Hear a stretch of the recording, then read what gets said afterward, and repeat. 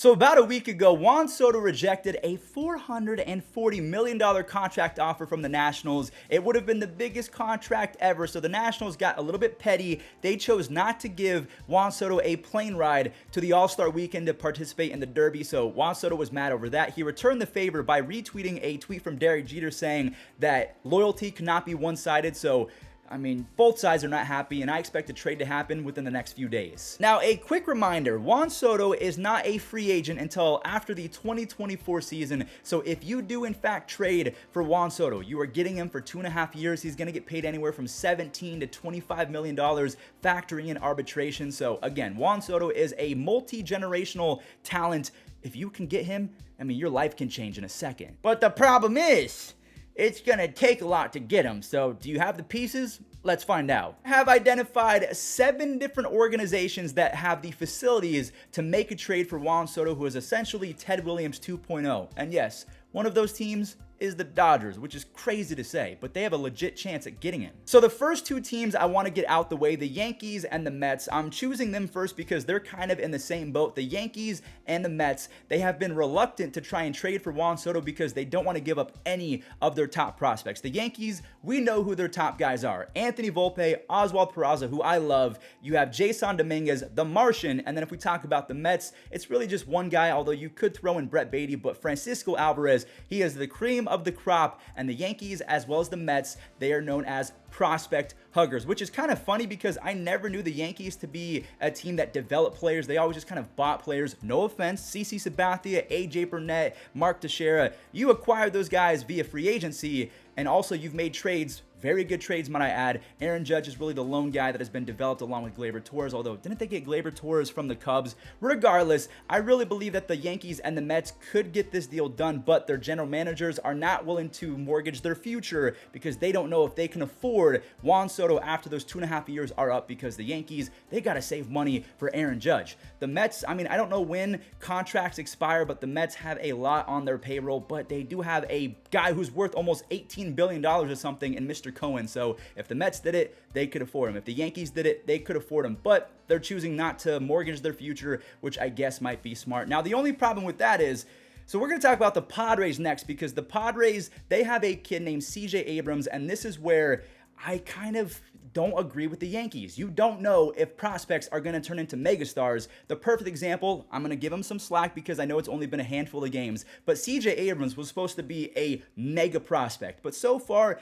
to me, he's looked very average. Now, I still believe in a ceiling, and I believe that he's going to be a very productive player, but the Padres, they could package him with Trent Grisham and Abrams. They're gone instantly. Maybe you have to throw in the super prospect Esteury Ruiz, but imagine a lineup with Juan Soto and Fernando Tatis along with Manny Machado, Jake Cronenworth. My God, this would be a trade for the ages, but I think it would be a rental, and that's why maybe you don't want to give up CJ Abrams and Trent Grisham, because Grisham, he's been struggling, but he's been known to be a pretty solid player in the past. So do you mortgage all of your prospects and your current great players for a high risk, it's not even really a high risk. Juan Soto, while struggling, has an almost 400 on base percentage. That's how otherworldly talented he is. So if I'm the Padres, I make this deal happen because I'm getting more people in the seats. Oh man, I can't even imagine if that actually happened. But again, he would bring in more people to the ballpark, although the Padres do sell pretty well. So maybe that's not something that they need, although it would be a fever dream for a baseball fan like me to see Tatis and Soto in the same lineup. Now,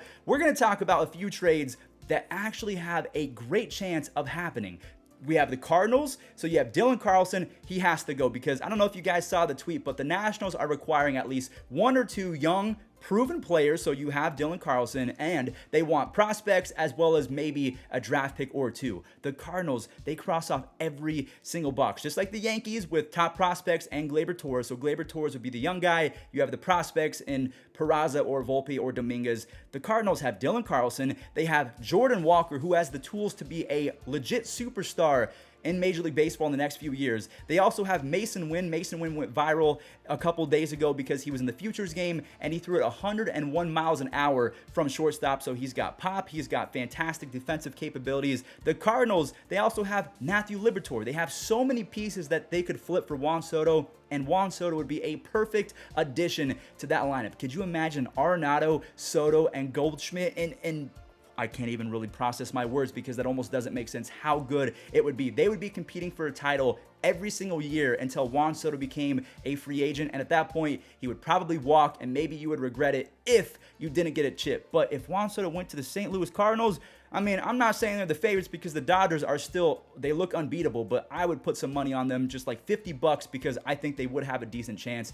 And same with the Giants. The Giants, they're old and they're boring. Juan Soto would immediately fix that problem, but you would have to give up Elliot Ramos, who I am a big fan of, Marco Luciano. Those two guys would have to headline the trade, so you'd have Ramos, you'd have Luciano. San Francisco can probably afford to lose their top prospects because they have the capital to re-sign Juan Soto. I think that the Giants are in the driver's seat at this point because I would say the Nationals, they have all of the leverage. But because the Giants don't have a ton of players on the books for a long time, I think Brandon Crawford's about to come off, same with Brandon Belt. So if you can get Juan Soto, who is a 23-year-old phenom, and then re-sign him after this contract is over, you instantly fix the problem of being old, being boring. If that's your identity, I mean, it's worked in the past, I guess, with Buster Posey and Mad Bum. Not that they were old per se, but they had a ton of veterans, and that's the approach that they're trying to take. But maybe that has caught up to them and it's no longer working. So Juan Soto, he fixes a lot of problems, and you have the money and the prospects to get a deal done. So I really like the Giants and I really like the Cardinals.